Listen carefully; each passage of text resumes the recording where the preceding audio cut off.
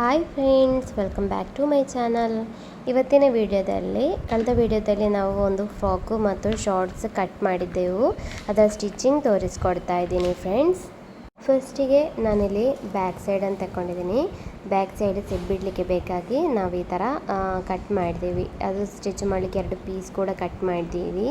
ಅದನ್ನು ಈ ಥರ ಹೊರ ಸೈಡ್ ಇಟ್ಟು 1/4 ಇಂಚು ಬಿಟ್ಟು ಸ್ಟಿಚ್ ಮಾಡಿ ಅಟ್ಯಾಚ್ ಮಾಡಬೇಕು. ಈ ಥರ ಅಟ್ಯಾಚ್ ಮಾಡಿದ ನಂತರ ನಮಗೆ ಇದನ್ನು ಮಡಚಿ ಸ್ಟಿಚ್ ಮಾಡ್ಕೊಳ್ಳುವ. ಈ ಥರ ಒಳ ಸೈಡಿಗೆ ಮಡಚಿ ಸ್ಟಿಚ್ ಮಾಡ್ಕೊಳ್ಬೇಕು. ಇಲ್ಲಿ ಸ್ಟಿಚ್ ಮಾಡುವಾಗ 1/4 ಇಂಚು ಬಿಟ್ಟು ಸ್ಟಿಚ್ ಮಾಡ್ಬೋದು, ಅಥವಾ ಅದರ ಸೈಡಲ್ಲಿ ಕೂಡ ಸ್ಟಿಚ್ ಮಾಡ್ಬೋದು. ಯಾವ ರೀತಿ ಬೇಕಿದ್ರೂ ಸ್ಟಿಚ್ ಮಾಡ್ಬೋದು. ಇನ್ನು ನೆಕ್ ನಮಗೆ ಅಲ್ಲಿ ಎಕ್ಸ್ಟ್ರಾ ಬಟ್ಟೆ ಇರೋದು ಕಟ್ ಮಾಡ್ಕೊಳ್ಳುವ. ಕೆಳಗಿನ ಸೈಡು ಕೂಡ ನಾನೀಗ ಕಟ್ ಮಾಡಿದ್ದೀನಿ. ಇನ್ನೊಂದು ಪೀಸನ್ನು ಕೂಡ ಸೇಮ್ ರೀತಿಯಲ್ಲೇ ಸ್ಟಿಚ್ ಮಾಡ್ಕೊಳ್ಬೇಕು.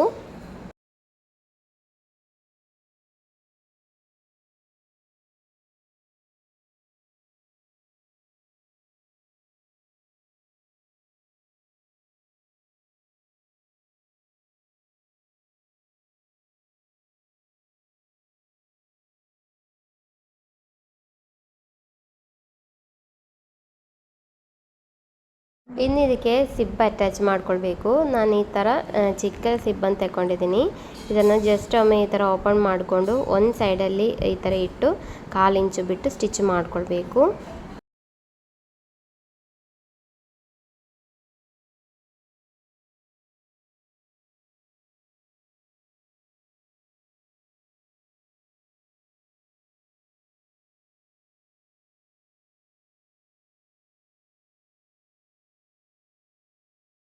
ಇಲ್ಲಿ ನೋಡಿ, ಕೆಳಗಿನ ತನಕ ನಾನು ಈ ರೀತಿ ಸ್ಟಿಚ್ ಮಾಡಿದ್ದೀನಿ.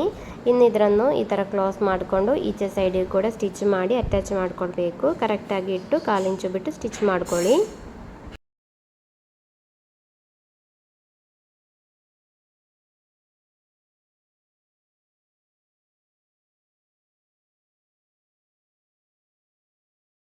ಈ ಥರ ನಾನೀಗ ಸ್ಟಿಚ್ ಮಾಡಿ ತಗೊಂಡಿದ್ದೀನಿ. ಇನ್ನು ನಾನು ಫ್ರಂಟ್ ಪೀಸನ್ನು ತೆಗಿತಾ ಇದ್ದೀನಿ. ಫ್ರಂಟ್ ಪೀಸನ್ನು ಈ ಥರ ಇಟ್ಟ ನಂತರ ನಾವೊಂದು ರೆಡ್ ಕಲರ್ ಪೀಸನ್ನು ಕಟ್ ಮಾಡಿದ್ದೆವು. ಅದನ್ನು ಈ ಥರ ಇಡಬೇಕು. ಕ್ಲೋಸ್ಡ್ ಆಗಿರೋ ಸೈಡು ಈ ಥರ ಇಟ್ಟ ನಂತರ ಇಲ್ಲಿ ನೋಡಿ ಎಷ್ಟು ಲೆಂತ್ ಬೇಕು. ಮತ್ತು ಆರ್ಮೋಲ್ ಕಟ್ ಮಾಡಲಿಲ್ಲ. ಆರ್ಮೋಲ್ ಫಸ್ಟಿಗೆ ನಾನೀಗ ಕಟ್ ಮಾಡ್ತಾ ಇದ್ದೀನಿ. ಕರೆಕ್ಟಾಗಿ ಈ ಥರ ಇಟ್ಟ ನಂತರ ಆರ್ಮೋಲ್ ಕಟ್ ಮಾಡ್ತಾ ಇದ್ದೀನಿ. ಅದಾದ ನಂತರ ನೆಕ್ ಕೂಡ ಕಟ್ ಮಾಡ್ಕೊಳ್ಬೇಕು. ಈ ಥರ ನೆಕ್ ಕಟ್ ಮಾಡಿ ಆದಮೇಲೆ ಈ ಒಂದು ಪೀಸನ್ನು ನಾನು ರೌಂಡ್ ಶೇಪಲ್ಲಿ ಸ್ಟಿಚ್ ಮಾಡೋದು ಈ ಫ್ರಾಕಿಗೆ. ಹಾಗಾಗಿರುವ ಕಾರಣ ಈ ಥರ ಚಾಕ್ ಯೂಸ್ ಮಾಡಿಕೊಂಡು ಇಲ್ಲಿಂದ ನಾನು ಈ ರೀತಿ ಫ್ರೀ ಹ್ಯಾಂಡಾಗಿ ಮಾರ್ಕ್ ಮಾಡ್ತಾ ಇದ್ದೀನಿ. ನೋಡಿ, ನಿಮಗೆ ಅಲ್ಲಿ ಸ್ಟ್ರೈಟಾಗಿ ಬೇಕಿದ್ದರೆ ಸ್ಟ್ರೈಟಾಗಿ ಕೂಡ ಸ್ಟಿಚ್ ಮಾಡ್ಬೋದು. ನಾನೀಗ ಈ ರೀತಿಯಲ್ಲಿ ಸ್ಟಿಚ್ ಮಾಡ್ತಾ ಇರೋದು, ಕಟ್ ಮಾಡಿ ಸ್ಟಿಚ್ ಮಾಡ್ತಾ ಇರೋದು ನೋಡಿ. ಇದನ್ನು ಜಸ್ಟ್ ಈ ಥರ ಒಮ್ಮೆ ಓಪನ್ ಮಾಡಿದ ನಂತರ ಇದರ ಸೈಡು ನಾವು ಫಸ್ಟಿಗೆ ಒಮ್ಮೆ ಸ್ಟಿಚ್ ಮಾಡ್ಕೊಳ್ಬೇಕು. ಒಳ ಸೈಡಿಗೆ ಈ ಥರ ಒಂದು 1/4 ಇಂಚ್ ಆಗುವಷ್ಟು ಮಡಚಿ ಸ್ಟಿಚ್ ಮಾಡ್ಕೊಳ್ಬೇಕು.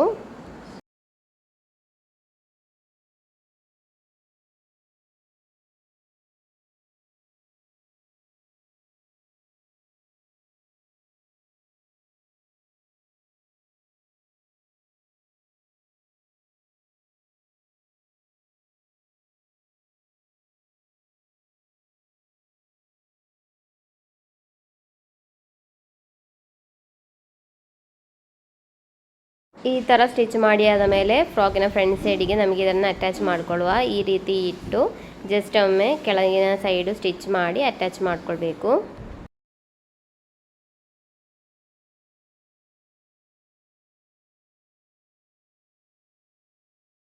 ಈ ಥರ ಸ್ಟಿಚ್ ಮಾಡಿ ಆದಮೇಲೆ ನಾನು ಇದಕ್ಕೆ ಒಂದು ಲೇಸ್ ಇಡ್ತಾ ಇದ್ದೀನಿ. ಈ ಸ್ಟಿಚ್ಚಿನ ಮೇಲ್ಗಡೆ ಈ ಥರ ಇಟ್ಟು ಒಂದು ಲೇಸ್ ಇಟ್ಟು ಸ್ಟಿಚ್ ಮಾಡ್ತಾ ಇದ್ದೀನಿ.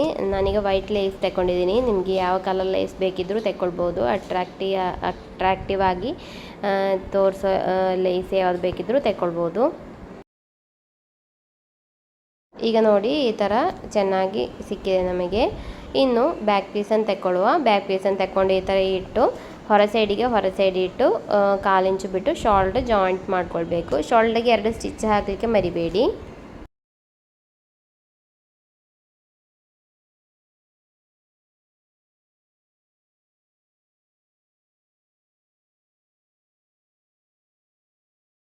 ಇನ್ನು ಕ್ರಾಸ್ ಪೀಸ್ ಯೂಸ್ ಮಾಡಿ ನೆಕ್ ಸ್ಟಿಚ್ ಮಾಡ್ಕೊಳ್ಬೇಕು. ಕ್ರಾಸ್ ಪೀಸನ್ನು ನಾನು ಆಲ್ರೆಡಿ ಜಾಯಿಂಟ್ ಮಾಡಿ ತೆಕ್ಕೊಂಡಿದ್ದೀನಿ.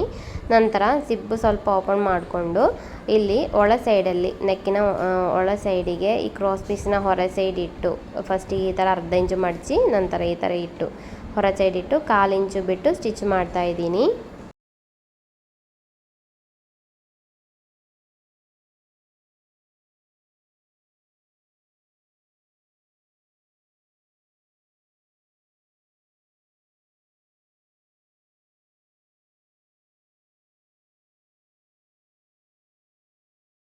ಈ ಥರ ಸ್ಟಿಚ್ ಮಾಡಿದ ನಂತರ ಎಕ್ಸ್ಟ್ರಾ ಬರೋ ಕ್ರಾಸ್ ಪೀಸನ್ನು ಕಟ್ ಮಾಡ್ಕೊಳ್ಳಿ ಅರ್ಧ ಇಂಚು ಬಿಟ್ಟು. ನಂತರ ಅರ್ಧ ಇಂಚು ಈ ಥರ ಒಳ ಸೈಡಿಗೆ ಮಡಚಿ ಸ್ಟಿಚ್ ಮಾಡ್ಕೊಳ್ಬೇಕು, ಲಾಕ್ ಮಾಡ್ಕೊಳ್ಬೇಕು.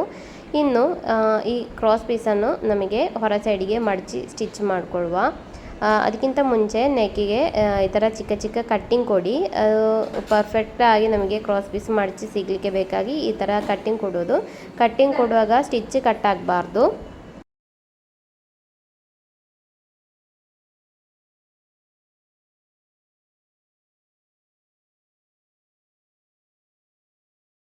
ಈ ಥರ ಕಟ್ಟಿಂಗ್ ಕೊಟ್ಟ ನಂತರ ಈ ಕ್ರಾಸ್ ಪೀಸನ್ನು ಹೊರ ಸೈಡಿಗೆ ಅರ್ಧ ಇಂಚು ಪ್ಲಸ್ ಅರ್ಧ ಇಂಚು ಮಡಚಿ ಸ್ಟಿಚ್ ಮಾಡ್ಕೊಳ್ಬೇಕು.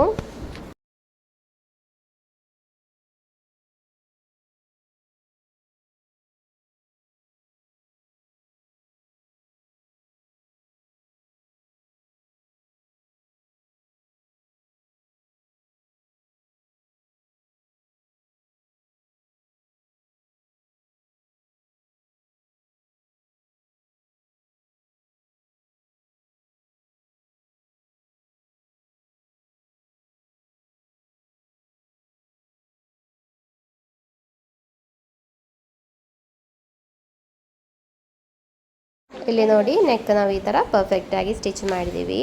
ಇನ್ನು ನಮಗೆ ಆರ್ಮೋಲ್ ಸ್ಟಿಚ್ ಮಾಡಿಕೊಳ್ಳುವ. ಆರ್ಮೋಲ್ ಕೂಡ ಸೇಮ್ ರೀತಿಯಲ್ಲಿ ನನಗೆ ಸ್ಟಿಚ್ ಮಾಡ್ತಾ ಇದ್ದೀನಿ.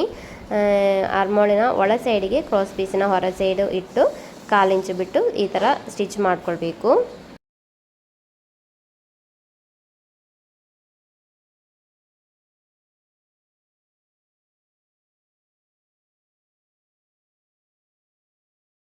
ಇನ್ನು ಈ ಕ್ರಾಸ್ ಪೀಸನ್ನು ಹೊರ ಸೈಡಿಗೆ ಅರ್ಧ ಇಂಚು ಪ್ಲಸ್ ಅರ್ಧ ಇಂಚು ಅಗಲದಲ್ಲಿ ಮಡಚಿ ಸ್ಟಿಚ್ ಮಾಡಬೇಕು.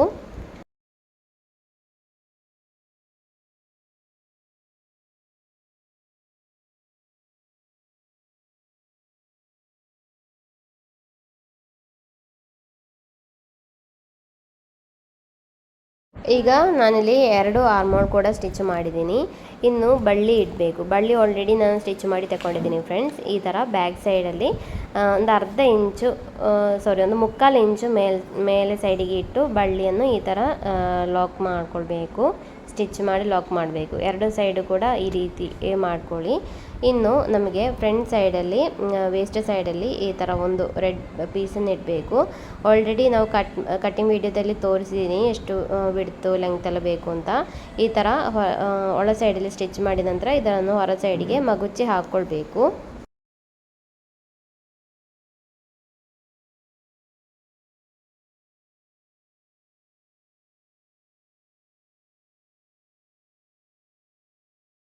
ಈ ಥರ ಮಗುಚಿ ಹಾಕ್ಕೊಂಡ ನಂತರ ನಾವು ಇದನ್ನು ವೇಸ್ಟ್ ಸೈಡಲ್ಲಿ ಫ್ರಂಟ್ ಸೈಡಲ್ಲಿ ವೇಸ್ಟ್ ಸೈಡಲ್ಲಿ ಇಟ್ಟು ಸ್ಟಿಚ್ ಮಾಡ್ಕೊಳ್ಬೇಕು. ಈ ಥರ ನೋಡಿ ಕರೆಕ್ಟಾಗಿ ಈ ಥರ ಇಟ್ಟು ಕರೆಕ್ಟಾಗಿ ಸ್ಟಿಚ್ ಮಾಡ್ಕೊಳ್ಬೇಕು.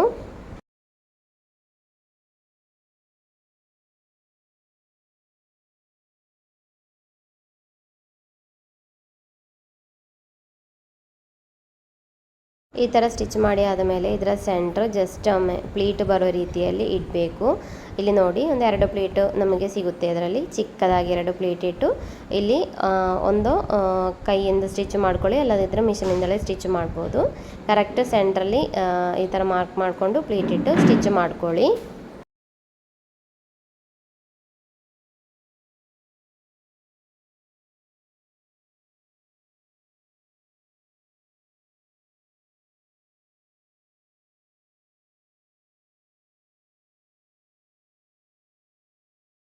ಇನ್ನು ಫ್ರಾಕಿನ ಸೈಡು ಸ್ಟಿಚ್ ಮಾಡ್ಕೊಳ್ಬೇಕು. ನಾವು ಎಷ್ಟು ಹೊಲಿಗೆ ಅಂಶ ತೆಕ್ಕೊಂಡಿದ್ದೀವೋ ಅಷ್ಟು ಹೊಲಿಗೆ ಅಂಶ ಬಿಟ್ಟು ಫ್ರಾಕಿನ ಸೈಡು ಜಾಯಿಂಟ್ ಮಾಡ್ಕೊಳ್ಳುವ.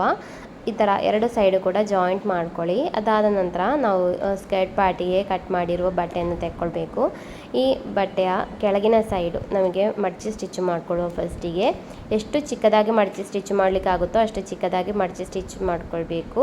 ಈ ಥರ ನಾನೀಗ ಚಿಕ್ಕದಾಗಿ 2 ಸಲ ಮಡಚಿ ಸ್ಟಿಚ್ ಮಾಡ್ತಾ ಇದ್ದೀನಿ. ಮತ್ತು ನಮಗೆ ಲೇಸ್ ಬೇಕಿದ್ದರೆ ಲೇಸು ಇದರ ಕೆಳಗಡೆ ಹೊರ ಸೈಡಿಗೆ ಇಡ್ಬೋದು. ಓವರ್ಲಾಕ್ ಬೇಕಿದ್ದರೆ ಓವರ್ಲಾಕ್ ಕೂಡ ಹಾಕ್ಬೋದು ಕೆಳಗಿನ ಸೈಡಿಗೆ. ಇನ್ನು ನಮಗೆ ಇದನ್ನು ಅಟ್ಯಾಚ್ ಮಾಡಿಕೊಳ್ಳುವ ಬಾಡಿ ಪಾರ್ಟಿಗೆ ಸ್ಕರ್ಟ್ ಪಾರ್ಟನ್ನು ಅಟ್ಯಾಚ್ ಮಾಡ್ಕೊಳ್ಬೇಕು. ಅದಕ್ಕೆ ಬೇಕಾಗಿ ಈ ಥರ ಹೊರ ಸೈಡಿಗೆ ಹೊರ ಸೈಡ್ ಇಟ್ಟು ಈ ಥರ ಒಳ ಸೈಡಲ್ಲಿ ಅರ್ಧ ಇಂಚು ಬಿಟ್ಟು ಸ್ಟಿಚ್ ಮಾಡ್ಕೊಳ್ಬೇಕು. ಕರೆಕ್ಟಾಗಿ ನೋಡ್ಕೊಳ್ಳಿ. ಜಸ್ಟ್ ಒಮ್ಮೆ ಪಿನ್ ಬೇಕಿದ್ದರೆ ಪಿನ್ ಮಾಡಿಕೊಂಡು ಈ ಥರ ಸ್ಟಿಚ್ ಮಾಡ್ಕೊಳ್ಬೇಕು ಫ್ರೆಂಡ್ಸ್. 1/4 ಇಂಚು ಬಿಟ್ಟು ಸ್ಟಿಚ್ ಮಾಡ್ಕೊಳ್ಬೇಕು.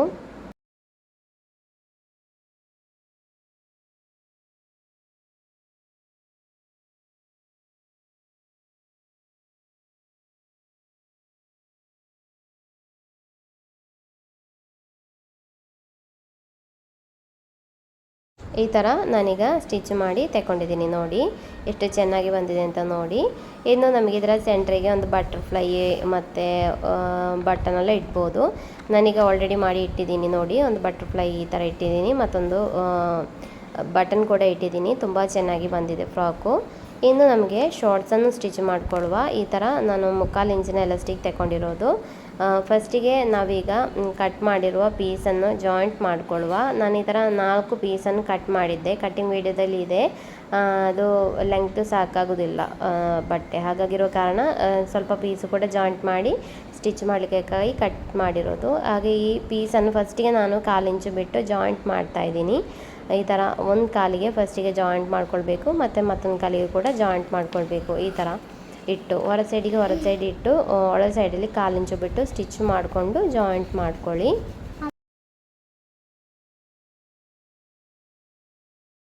ಈ ಥರ ಜಾಯಿಂಟ್ ಮಾಡಿದ್ದೀನಿ. ನಂತರ ನಾನು ಹೊರ ಸೈಡಲ್ಲಿ ಒಂದು ಸ್ಟಿಚ್ ಕೂಡ ಹಾಕ್ತಾ ಇದ್ದೀನಿ. ಇನ್ನೊಂದು ಕಾಲಿನ ಪೀಸು ಕೂಡ ಈ ಸೇಮ್ ರೀತಿಯಲ್ಲೇ ಸ್ಟಿಚ್ ಮಾಡ್ಕೊಳ್ಬೇಕು.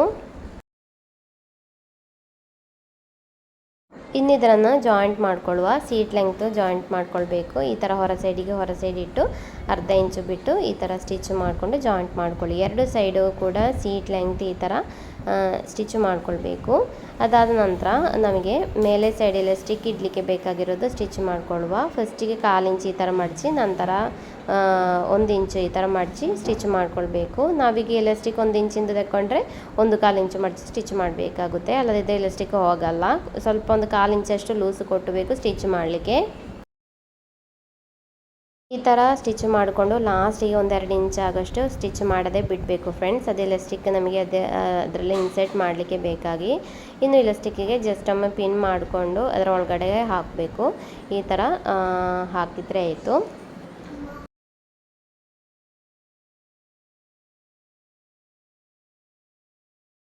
ಈ ಥರ ಎಲಾಸ್ಟಿಕ್ ಇನ್ಸರ್ಟ್ ಮಾಡಿ ಆದಮೇಲೆ ಎಲಾಸ್ಟಿಕನ್ನು ಸ್ಟಿಚ್ ಮಾಡಿಕೊಂಡು ಲಾಕ್ ಮಾಡ್ಕೊಳ್ಳಿ.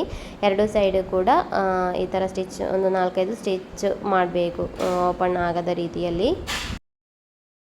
ಇನ್ನು ಜಸ್ಟ್ ಈ ಥರ ಒಮ್ಮೆ ಎಳೆಯುವಾಗ ಎಲಾಸ್ಟಿಕ್ ಎಲ್ಲ ಸೈಡಿಗೂ ಒಂದೇ ಥರ ಹೋಗುತ್ತೆ, ನೋಡ್ಕೊಳ್ಳಿ ಕರೆಕ್ಟಾಗಿ ಹೋಗುತ್ತೆ. ಎಲಾಸ್ಟಿಕ್ ಸ್ಟಿಚ್ ಮಾಡಿ ಆದಮೇಲೆ ನಾವು ಆ 2 ಇಂಚು ಸ್ಟಿಚ್ ಮಾಡದೆ ಬಿಟ್ಟಿದ್ದೀವಲ್ಲ, ಅದನ್ನು ಸ್ಟಿಚ್ ಮಾಡಿ ಕ್ಲೋಸ್ ಮಾಡ್ಕೊಳ್ಬೇಕು.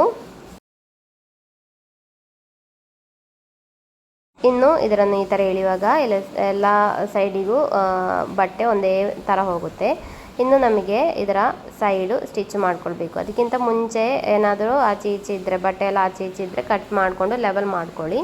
ನಂತರ ಇದರ ಕೆಳಗಿನ ಸೈಡ್ ಫಸ್ಟಿಗೆ ನಾನೀಗ 1/4 ಇಂಚು ಪ್ಲಸ್ 1/4 ಇಂಚು ಮಡಚಿ ಸ್ಟಿಚ್ ಮಾಡ್ತಾ ಇದ್ದೀನಿ. 2 ಸೈಡು ಸ್ಟಿಚ್ ಮಾಡಿ ಆದಮೇಲೆ ನಮಗೆ ಇದರ ಸೈಡು ಸ್ಟಿಚ್ ಮಾಡಿಕೊಳ್ಳುವ. ನಾವೆಷ್ಟು ಹೊಲಿಗೆ ಅಂಶ ತೆಕ್ಕೊಂಡಿದ್ದೀವೋ ಅಷ್ಟು ಬಿಟ್ಟು ಸ್ಟಿಚ್ ಮಾಡಬೇಕು. ನಾನೀಗ ಒಂದು 3/4 ಇಂಚ್ ಆಗೋಷ್ಟು ಬಿಟ್ಟು ಇದರ ಸೈಡು ಸ್ಟಿಚ್ ಮಾಡಿ ಜಾಯಿಂಟ್ ಮಾಡ್ತಾ ಇದ್ದೀನಿ.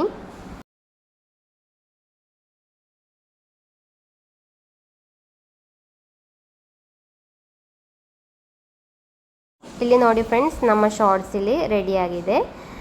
ಈಸಿಯಾಗಿ ಎಲ್ರಿಗೂ ಸ್ಟಿಚ್ ಮಾಡ್ಬೋದು. ನೋಡಿ ಫೈನಲ್ ಲುಕ್ ಈ ಥರ ಇದೆ. ಫ್ರಾಕ್ ಇದು ಫೈನಲ್ ಲುಕ್ ಈ ಥರ ಇದೆ. ಎಷ್ಟು ಚೆನ್ನಾಗಿ ಬಂದಿದೆ ಅಂತ ನೋಡಿ. ರೆಡಿಮೇಡ್ ಫ್ರಾಕ್ ಥರನೇ ನಾವೀಗ ಸ್ಟಿಚ್ ಮಾಡಿ ತೆಕ್ಕೊಂಡಿರೋದು ಅಂಬ್ರೆಲಾ ಕಟ್ ಫ್ರಾಕು. ನಮಗೆ ಇದು ಸೀರೆಯಲ್ಲಿ ಕೂಡ ಸ್ಟಿಚ್ ಮಾಡಿ ನೋಡ್ಬೋದು. ಶಾರ್ಟ್ಸು ಕೂಡ ರೆಡಿಯಾಗಿದೆ ನೋಡಿ. ನಿಮಗೆ ಈ ವಿಡಿಯೋ ಇಷ್ಟ ಆಗಿದರೆ ಲೈಕ್ ಮತ್ತು ಶೇರ್ ಮಾಡಲಿಕ್ಕೆ ಮರಿಬೇಡಿ ಫ್ರೆಂಡ್ಸ್. ಯಾರಾದರೂ ಹೊಸದಾಗಿ ಚಾನಲ್ ನೋಡ್ತಾ ಇದ್ದರೆ ಸಬ್ಸ್ಕ್ರೈಬ್ ಮಾಡಿ ಸಪೋರ್ಟ್ ಮಾಡಿ. Thank you for watching.